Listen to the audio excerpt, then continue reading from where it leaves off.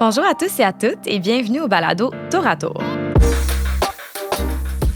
Dans cette première saison, nous nous adressons à ceux et celles qui s'intéressent au parcours au cycle supérieur.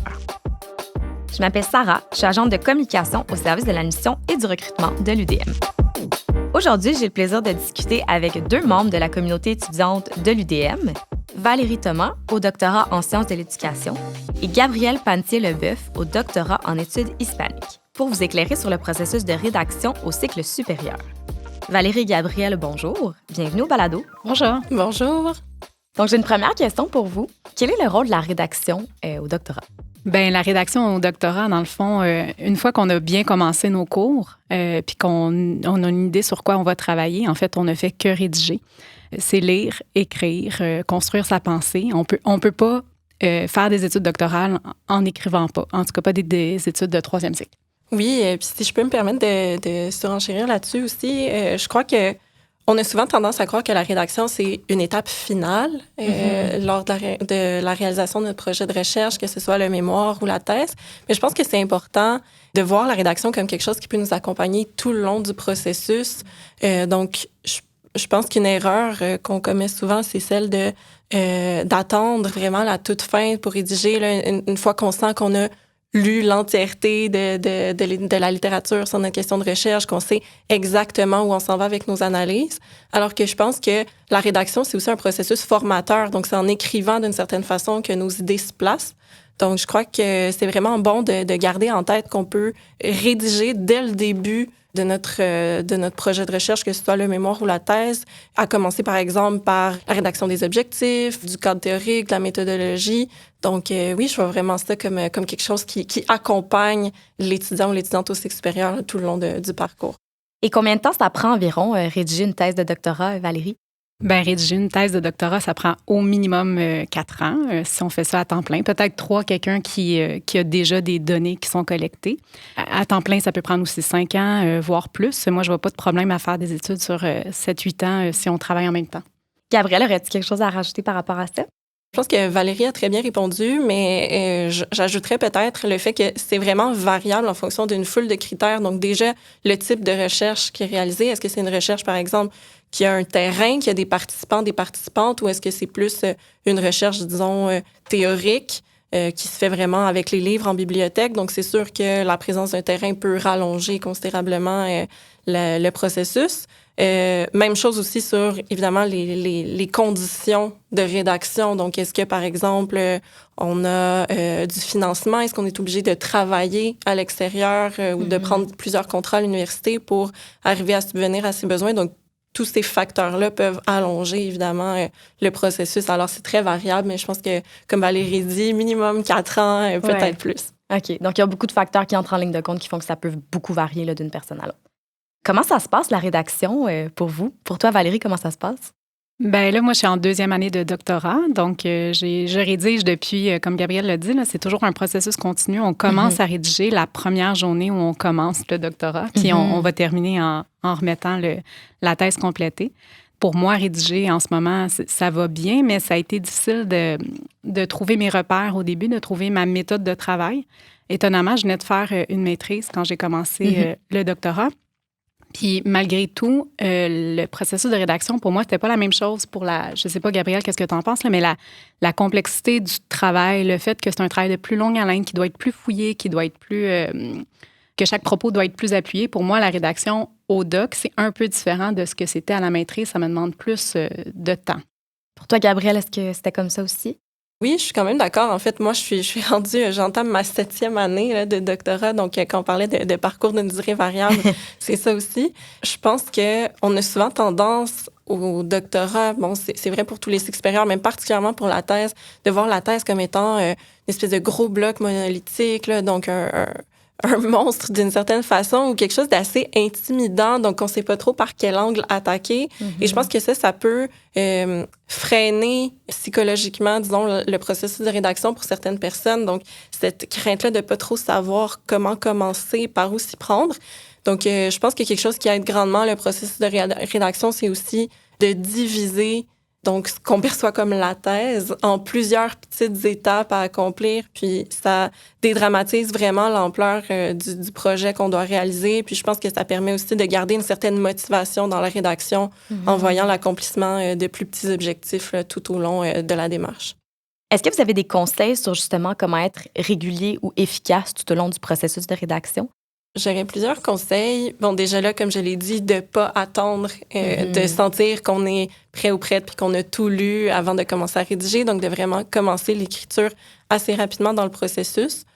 Puis, un autre conseil que je donnerais qui m'a beaucoup aidé aussi, justement, dans la division de la thèse en plus petites tâches à accomplir, ça serait, si ça fonctionne évidemment pas avec tout le monde, mais moi, j'ai quand même assez rapidement adopté la technique Pomodoro dans la rédaction. Donc, vraiment, diviser, disons, les blocs de travail en moments de rédaction. Donc, par exemple, 25 minutes de rédaction suivi de 5 minutes de pause ou 50 minutes de rédaction suivi de 10 minutes de pause. Et ça aide vraiment à rester plus efficace, plus concentré sur la tâche à accomplir. Bon, c'est quand même prouvé là, que les pauses favorisent l'agilité intellectuelle. Donc, ça, je crois que ça aide aussi à garder une bonne notion du temps qui passe, finalement. Donc, on se retrouve pas sans s'en être rendu compte avoir passé 5 heures sur son ordinateur puis à pas avoir vu la journée passer. On a quand même une notion du temps qui passe, puis on peut se donner des objectifs plus concrets pour chacun des blocs de travail aussi. Donc, ça, c'est vraiment quelque chose qui m'a beaucoup aidé. Je conseillerais de s'entourer d'un réseau qui aide à la rédaction. Je pense par exemple à l'organisme Taisez-vous, qui justement offre des retraites de rédaction pour les étudiantes et étudiants de cycle supérieur, qui a un espace collaboratif de travail à Montréal, qui a fait naître finalement toute une communauté d'étudiantes et étudiants de cycle supérieur qui se retrouvent dans des cafés ou en ligne pour rédiger ensemble, qui s'entraident sur Internet. Donc, ça, je pense que ça serait de ne pas hésiter à aller chercher ces réseaux-là, puis de se doter aussi finalement d'un horaire de travail relativement régulier puis assez stable aussi. Je pense qu'on pourrait y revenir, là, mais l'importance de se donner un horaire puis d'une certaine régularité aussi dans la rédaction. Toi, Valérie, est-ce que c'est comme ça que tu le voyais aussi? Avais-tu des choses à rajouter? Ben non, le fait de vraiment se prévoir du temps à l'horaire, c'est vraiment, en fait, c'est ultra nécessaire parce que sinon, on repousse constamment la rédaction. Sinon, elle parlait de réseau formel, informel, là, d'écriture. Moi, je travaille aussi avec une autre étudiante au DOC, puis on se donne l'une à l'autre nos objectifs. Comme ça, non seulement je suis redevable à moi-même pour mes petits objectifs, mais je suis même redevable à quelqu'un d'autre. Sinon, on a un groupe d'étudiantes, donc ma direction de recherche, elle a mis en contact toutes ces étudiantes. On se rencontre une fois par mois. Puis on fait l'état de l'avancement de là où on en est, mais c'est aussi le moment où on vient présenter ce qu'on fait, puis on pose, on valide avec tout ça. Puis comme c'est des étudiants et de maîtrise et de doc, bien ça l'aide aussi. Les étudiants de maîtrise nous demandent de relire certaines choses, de les aider à structurer leur travail.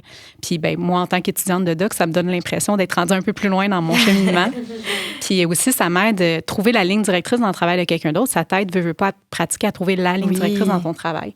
Donc sinon, je rajouterais juste peut-être le ciel de référencement. Donc, moi, je suis une personne hyper pas organisée. Tout le monde pense que je suis organisée, mais je le suis pas. Puis, depuis que j'utilise Zotero, ça m'aide vraiment beaucoup pour garder des traces de ma lecture, pour être capable de vraiment faciliter l'écriture. Donc, c'est des logiciels dans lesquels on met nos références, mais aussi, on peut utiliser ça pour mettre l'ensemble des notes de lecture. Fait que mes notes de lecture, qui étaient dans 3000 fichiers séparés avant, maintenant, sont dans 3000 fichiers, mais en plus de ça, il y a toujours un copier-coller Zotero. Fait que je peux jamais vraiment tout perdre. Fait que ça m'aide aussi. Ah, wow, c'est intéressant. Je suis aussi très fan de Zotero, donc je suis très d'accord avec ce que Valérie dit. Puis, comment est-ce que vous faites pour gérer le stress ou le manque d'inspiration qui peuvent arriver pendant le processus de rédaction? C'est important de comprendre puis d'accepter qu'il va y avoir des hauts et des bas dans le processus de rédaction. Donc, c'est normal qu'il y ait des bonnes journées, c'est normal qu'il y ait des moins bonnes journées.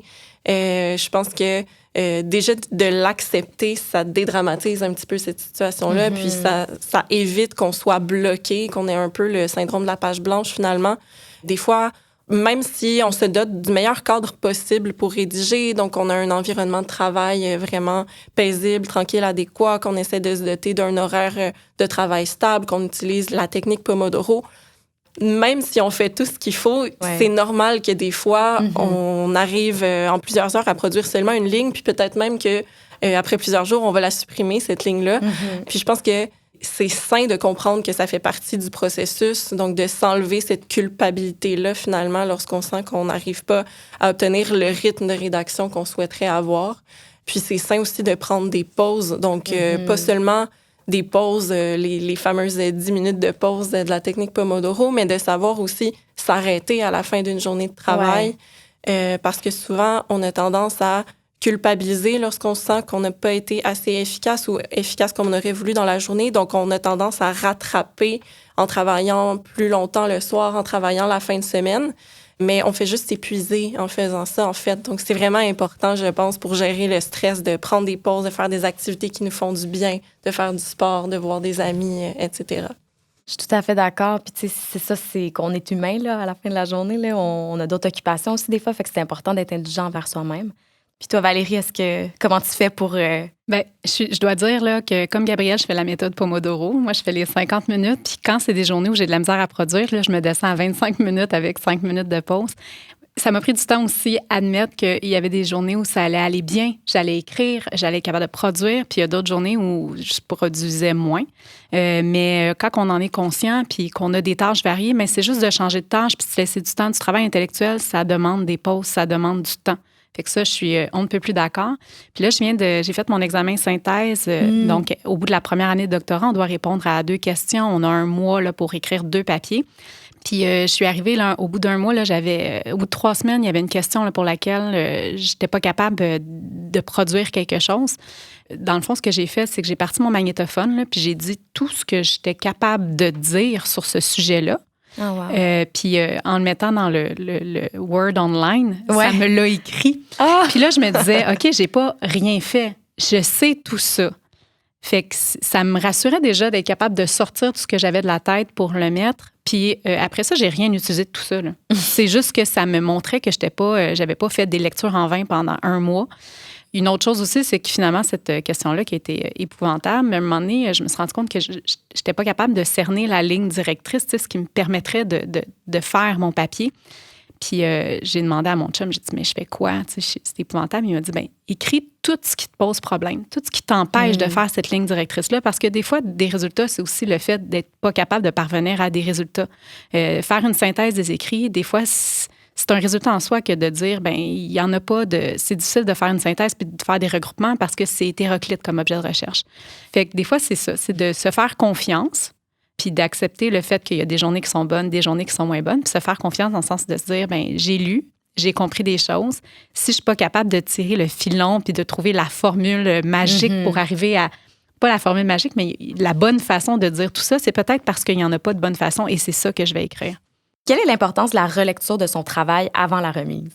Relire son travail. Un travail n'est pas relu 1 fois, 2 fois, 1000 fois. Un travail, c'est relu constamment. La relecture, en fait, on parle de processus de rédaction, mais j'ai envie de dire processus de réécriture. On n'est jamais en train de rédiger, on est toujours en train de réécrire ce qu'on a écrit, puis de le reformuler. Et il n'y aura jamais une version parfaite.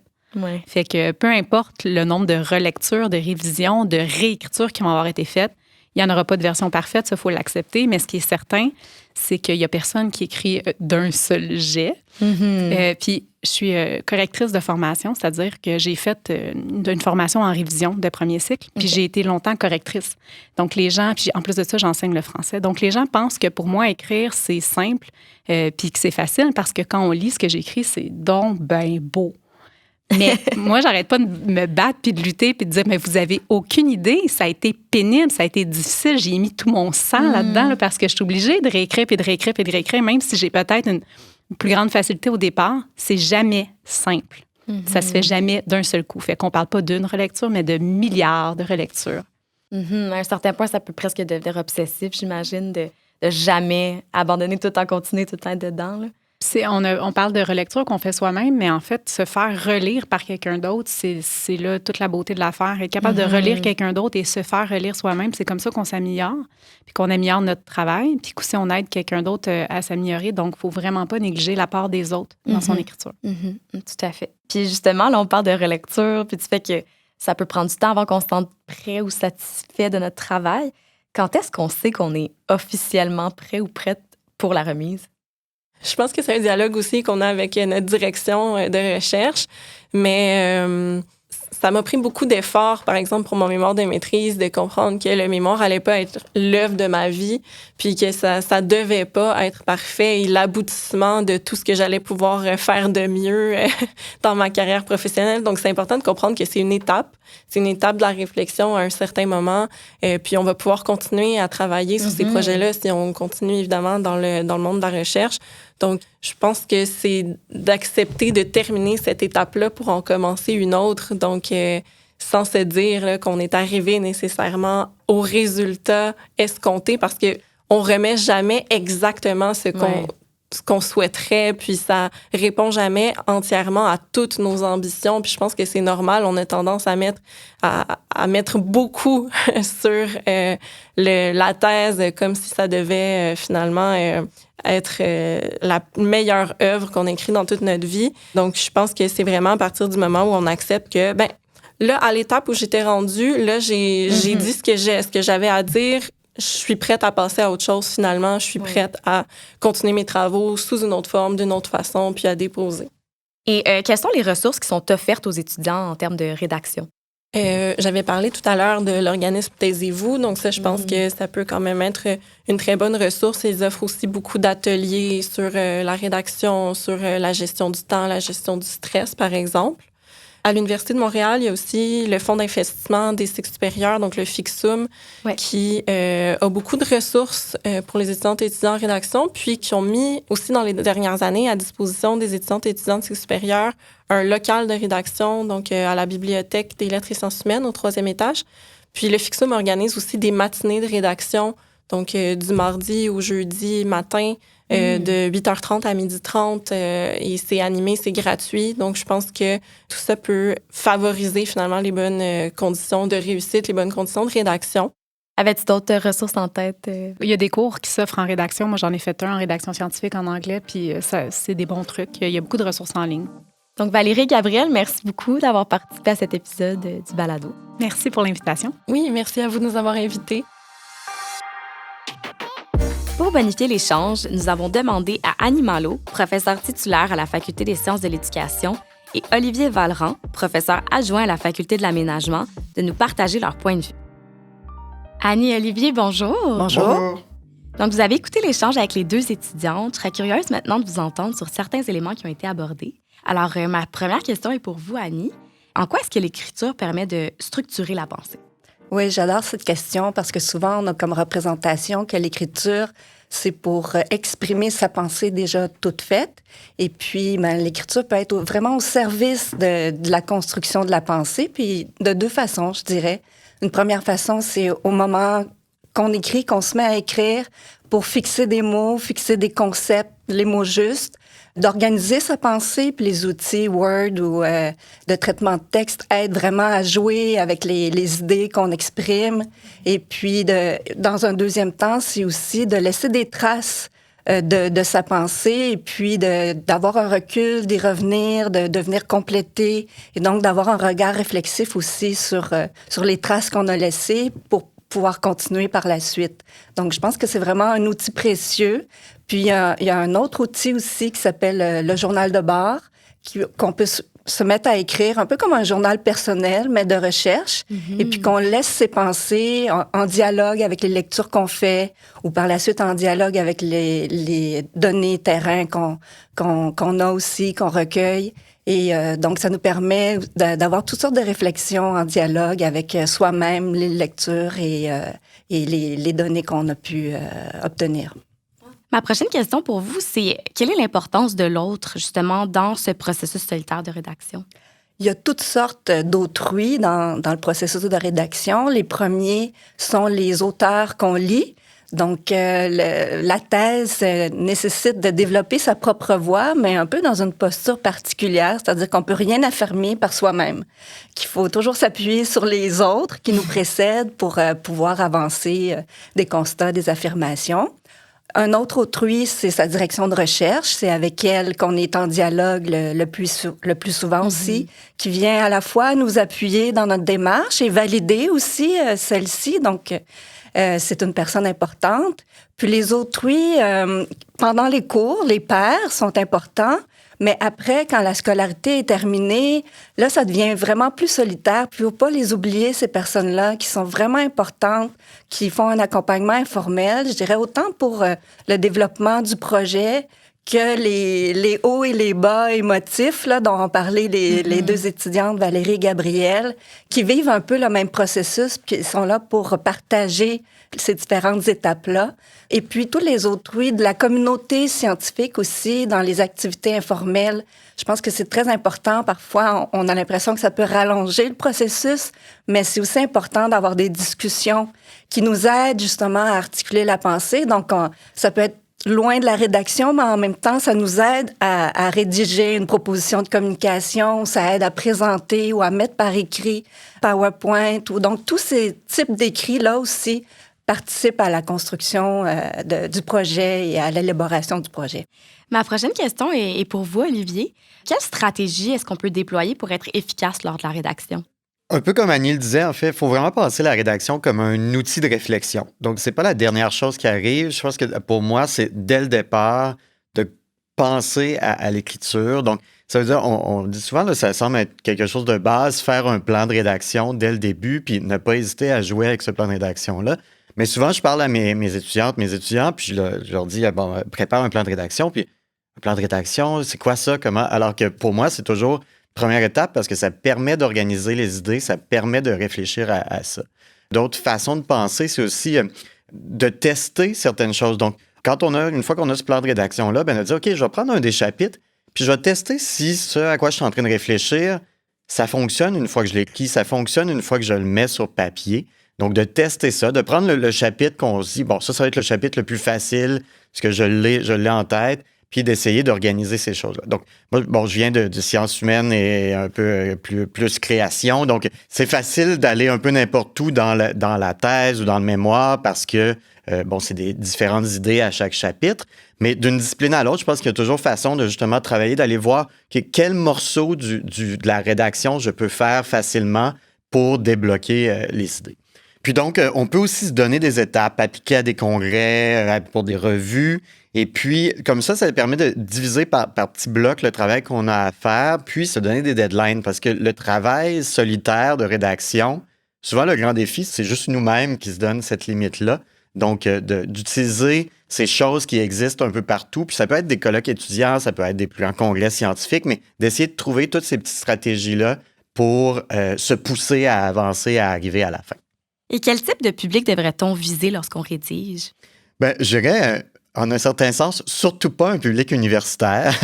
Mais je blague un peu parce que, bien sûr, particulièrement quand on est aux études, on cherche à écrire pour notre direction, on cherche à écrire pour nos pairs.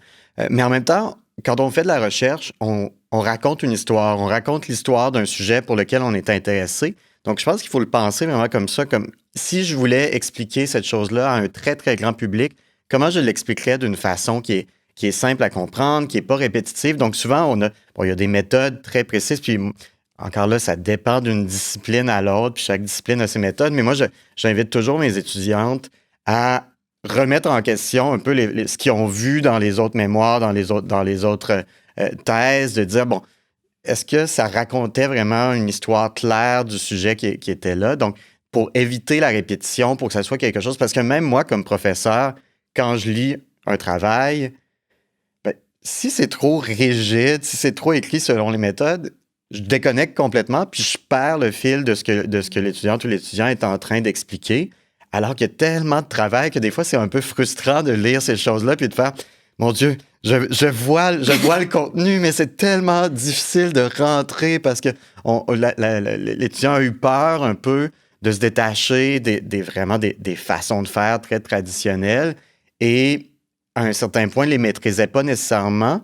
Donc, ça vient bloquer la compréhension de tout ça. Donc, je dirais de penser large, puis de penser comme si on racontait une histoire. Ma dernière question est pour vous deux. Comment est-ce qu'on fait pour gérer le stress lors de la rédaction? Oui, il y a toutes sortes de facteurs de stress ou d'éléments stressants au cours de la rédaction.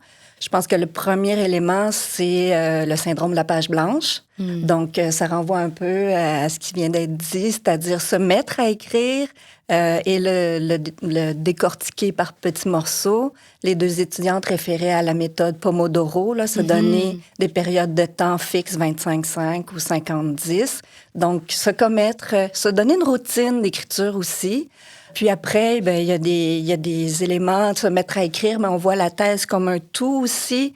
Et puis, la thèse, c'est fait de toutes sortes de chapitres qui ont toutes sortes de genres textuels. Et c'est bien comprendre ces genres-là. Lire d'autres thèses, oui, avec un esprit critique, mais aussi avec un œil analytique, de voir comment elle est écrite, cette thèse-là, ou un article, et comment se fait le fil conducteur. Comment on soutient l'intérêt. Et puis, il y a dans 3 types de postures. Là, la posture de scripteur, qui est bien celui-là, qui accompagne le lecteur par la main, qui lui annonce son sujet avec intérêt et qui fait les liens de transition entre les différentes parties. Donc ça, c'est vraiment... Ça nous semble redondant un peu comme scripteur, mais c'est tellement utile à la personne qui lit la thèse. Et puis, les 2 autres postures, c'est aussi de chercheur. Donc, assumer les termes de science. Je suis dans ma problématique, je suis dans mon cadre théorique, je suis à ma méthodologie. Donc, de bien statuer. Puis la 3e, qui est plutôt au début et à la fin, c'est la posture d'argumentateur. Fait que quand on comprend les différents aspects de l'écriture, quand on a un blocage sur un aspect, on peut se centrer sur un autre aspect aussi. Puis un autre type d'obstacle, c'est un auteur parle ça en termes de deuil, c'est souvent qu'on fait la thèse, surtout, c'est que là, on veut sauver le monde, puis on veut apporter une contribution exceptionnelle à la science. Donc, on se met beaucoup de poids, puis on traite beaucoup de choses dans la thèse, mais parfois, écrire, c'est aussi enlever. C'est aussi raturer, c'est aussi choisir. Et donc, dans les différents écrits intermédiaires, c'est aussi se relire, les étudiantes en faisaient part, mais c'est accepter de biffer toute une section qu'on avait écrite pour soi-même, pour se donner une culture, mais qui n'est pas utile à la thèse en tant que telle. Donc, c'est aussi ça. Donc, il y a des éléments stressants parce qu'on veut faire beaucoup de choses, tout faire. Donc, je pense que c'est aussi arriver à épurer parce que la thèse, c'est aussi arriver à une synthèse. C'est arriver à garder à la fin juste ce qui est nécessaire pour bien en rendre compte. J'aime beaucoup ce que vous dites. Est-ce que vous avez des choses à ajouter à ça, Olivier? Bien, c'est tout à fait ça. Là. Puis les étudiantes l'ont dit aussi, c'est pas voir la rédaction d'une thèse comme le travail d'une vie. C'est une première étape vers autre chose. Puis j'aimais bien ce qu'Annie disait sur justement raturer, enlever des éléments. Mais moi-même, je dirais un peu dans l'inverse. Bon, soit ces éléments-là peuvent devenir d'autres projets qui vont devenir d'autres articles éventuellement ou d'autres idées qui vont développer ça. Mais moi-même, pendant que je rédige quelque chose, souvent, puis pendant que je rédigeais ma thèse, à un certain moment, j'étudiais un duo d'artistes, puis il y avait toutes sortes de projets super intéressants qui n'allaient pas aller dans ma thèse parce que c'était pas lié. Sauf que ça m'a permis... J'ai sorti ces projets-là qui m'intéressaient, puis j'ai publié d'autres petits projets. Donc, ça me permettait de sortir de mon grand projet de doctorat sur lequel j'étais en train de travailler, d'aller essayer toutes sortes d'autres choses. Puis là, quand je revenais à mon doctorat, j'étais encore plus motivé, j'étais plus bloqué sur certaines idées parce que j'étais allé sortir ces petits projets-là à côté. Donc, souvent, mes étudiants, quand ils sont bloqués, c'est ça que je leur propose. OK, mais essaye d'oublier la thèse pendant quelques semaines, de t'inscrire à un congrès sur un petit projet que tu as vu juste à côté, de développer ça, puis de présenter ça, puis d'aller écouter aussi ce que les gens vont te dire là-dessus, puis d'essayer de ramener ces idées-là autour du sujet que tu étais en train de regarder. Annie et Olivier, merci beaucoup. Merci pour l'invitation. Merci. Je suis certaine que ce que vous avez amené à la discussion va éclairer énormément de personnes. Pour découvrir nos autres épisodes, rendez-vous sur votre plateforme préférée. Vous aimez nos contenus? Partagez-les sur les réseaux sociaux. Merci à tous et à toutes de votre écoute. Merci également à contenubalado.com pour la production et à la Bibliothèque des sciences de l'UDM pour le chaleureux accueil.